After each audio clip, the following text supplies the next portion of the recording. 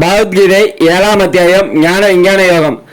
குன்றென நிற்கின்றேன் யான், குடையென கவிக்கின்றேன் யான், மன்றென மலர்கின்றேன் யான், மணி என திரள்கின்றேன் யான், என்றென உணரும் மாறேன், இயற்கையை உனக்குச் சொல்வேன், நின்று கேள் விஜயா என்று நிகழ்த்துவான் கண்ணன் இங்கே.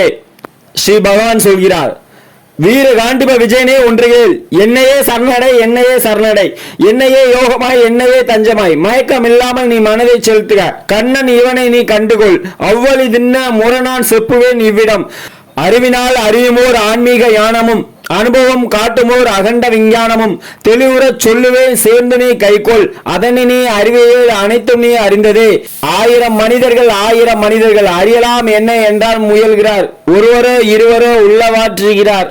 என்னுடைய இயற்கையோ எட்டாக பிரிந்தத, மண்ணென நீரென வளருமோர் நெருப்பன, காற்றன வானன கனியுமோர் மனமென, அறிவன தொடருமோர் அகங்காரம் என, என் வகை இயற்கையோ என் வகை அறியனி.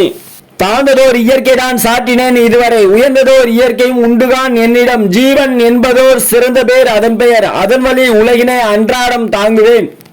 இருவகை இயற்கையை இதுவரை கூறினேன், இதிலிருந்து எழுந்ததே இத்தனை பூதமும். அகிலம் முழுவதும் ஆயிரம் தோன்றலாம், அத்தனை தோற்றமும் ஆக்கவும் அழிக்கவும் நானே காரணம், நானே காரணம். உலகினில் என்னை விட உயர்ந்தது ஒன்றில்லை, ஒரு நூல் கொண்டு ஒருபர கோத்த மணிகள் போல் உலகம் என் வடிவிலே நிற்பது. குந்தேன் குமரனே கோலவில் விஜயனே, தண்ணீர் கோவையின் சாரமும் நானடா, சந்திரன் ஒளியிலும் சூரியன் ஒளியிலும் தனிப்பட நிற்பதன் தத்துவம் தானடா. ஒவ்வொரு வேதமும் ஓங்காரம் உரைப்பதே, உரை செய்யும் பிராணவ ஓங்காரம் நானடா. வானிடை ஓசை நான், மனிதருள் வீரம் நான், நிலத்திலே நறுமண நெருப்பின அனலும் நான், உயிரின அனைத்திலும் உயிர்த்தவன் நானடா. தவமுனி ஓர்களின் தவம் வேறு யாரடா. பூதங்கள் அனைத்திற்கும் புண்ணிய விதைகள் நான், புத்திசாலிகளிடம் புத்தியும் நானடா. வீரரில் வீரன் நான், விளக்குவேன் கேளடா. தனக்கு என்று ஓடாத ஆசையோ பற்றோ இல்லாத பலசாலிகளின் பலம் நானே. அப்படி என்றால் ஆசையில் நீ இல்லையா என்று கேட்பாய், தர்மத்துக்கு விரோதமில்லாத ஆசையும் நானே.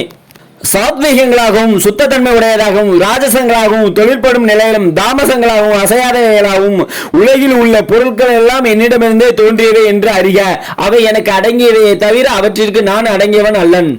இந்த மூன்று குணங்களாலே மயங்கிவிட்ட மனிதர்கள் இவற்றை விட நான் உயர்ந்தவன் என்பதையும் அழிவே இல்லாதவன் என்பதையும் தெரிந்து கொள்ளவில்லை.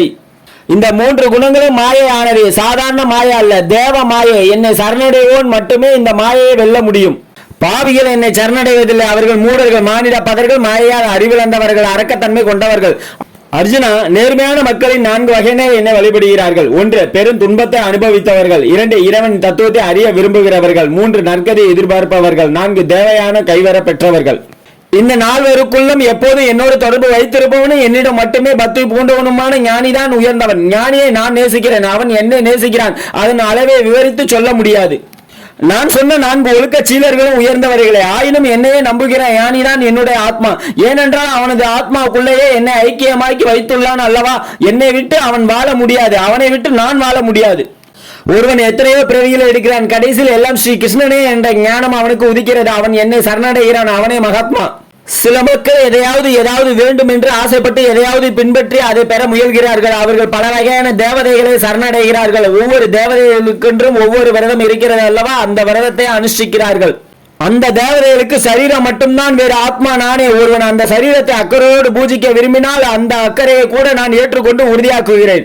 அக்கறையோடு அவன் அந்த தேவதையை பூஜை செய்கிறான், நினைத்த பலனை அந்த தேவதையிடமிருந்து பெறுகிறான் என்று வைத்துக்கொள். நான் தான் அந்த பலனை தேவதை மூலமாக தருகிறேன். ஆனால் தேவதையின் மூலமாக சம்பாதிப்பது அழிந்துவிடக் கூடியது. தேவர்களை வழிபட்டால் தேவர்களை அடையலாம். என் வடிவத்திலோ அல்லது ஒரு தேவதையின் வடிவத்திலோ என்னை கண்டு வழிபடுகிறவர்கள் என்னையே அடைகிறார்கள். நான் அழிவற்றவன், இணை இல்லாதவன். என்னுடைய வடிவமே பரமாத்மா வடிவம். இதை அறியாத மூடர்கள் ஆதியோ அந்தமோ இல்லாத என்னை மனிதர்களைப் போல பிறப்பவன் என்று நினைக்கிறார்கள். நான் யோகா மாயசத்தையினால் மறைக்கப்பட்டிருக்கிறேன், அதனால் எல்லோருக்கும் வெளிப்படையாக தெரிவதில்லை. ஆகவேதான் தெளிவில்லாத அப்பாவியில் நிறைந்த இந்த உலகம் நான் ஆதி அந்தம் இல்லாதவன் என்பதை உணர்ந்து கொள்வதில்லை. நடந்த, நடக்கின்ற, நடக்க போகின்ற அனைத்தையும் நான் அறிவேன். அப்படி நான் அறிவேன் என்பதை பல பேர் அறிவதில்லை.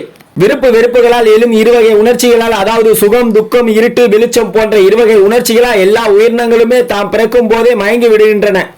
ஆனால் புண்ணியம் செய்கிறவன் பாவத்தில் இருந்து விடுபட்டு இந்த இருவேறு உணர்ச்சிகளின் மோகத்தில் இருந்து விடுபட்டு உறுதியான விரதம் பூண்டு என்னையே வணங்குகிறான். தள்ளாடு முதுமை, தவிர்க்க முடியாத மரணம், இவற்றிலிருந்து விடுபடுவதற்காக என்னையே சரணடைந்து முயற்சி செய்பவர்கள் இயற்கையையும் ஆத்ம தத்துவங்களையும் அத்தனை கர்மங்களையும் நன்கு புரிந்து கொண்டவர்கள் ஆவார்கள்.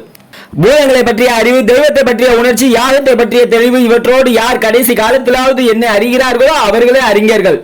7ஆம் அத்தியாயம் முற்றிற்று. பகவத்கீதை நூல் பற்றி.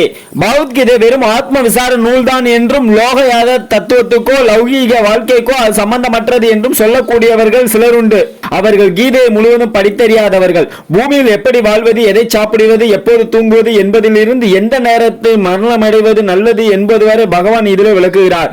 உலகத்தில் உள்ள தத்துவ ஞானிகள் மனிதர்கள் எத்தனை வகை என்று அறிவித்து சொன்னதில்லை. அவர்களுக்கு தோன்றிய வகையில் பல்வேறு குணங்களில் மனித வகைகளை பிரித்திருக்கிறார்கள். மனித குணங்கள் 3 வகை என்று தெளிவாக சொன்னவன் கண்ணனே. சாத்வீக குணம், ராஜச குணம், தாமச குணம், அதாவது தேவநிலை, நடுநிலை, அரக்க நிலை என்று அவன் பிரித்துள்ள முறை எவ்வளவு அற்புதமானது, முடிவானது என்பதை உள்ளே நீங்கள் காணலாம். அதுபோலவே தானம் 3 வகை, யாகம் 3 வகை, சுகம் 3 வகை, துக்கம் 3 வகை, உணவு 3 வகை என்று புலன் உணர்ச்சியில் இருந்து மன கிளர்ச்சி வரையில் 3 பிரித்து பகவான் தெளிவுபடுத்துகிறார். இதை படிக்கும் யாவரும் ஜாதகம் பார்ப்பது போல்தான் எந்த வகை என்று கண்டுகொள்ளலாம். பகவத்கீதை நூல் பற்றி அடுத்த வீடியோல இன்னும் தெளிவா நீங்க தெரிஞ்சுக்கலாம். DTGS யூடியூப் சேனல் பிடிச்சிருந்தா லைக் பண்ணுங்க, ஷேர் பண்ணுங்க, கமெண்ட் பண்ணுங்க. உங்களுக்கு பிடிச்சவங்களுக்கு எல்லாம் இந்த வீடியோவை ஷேர் பண்ணி விடுங்க. தேங்க்ஸ் ஃபார் வாட்சிங்.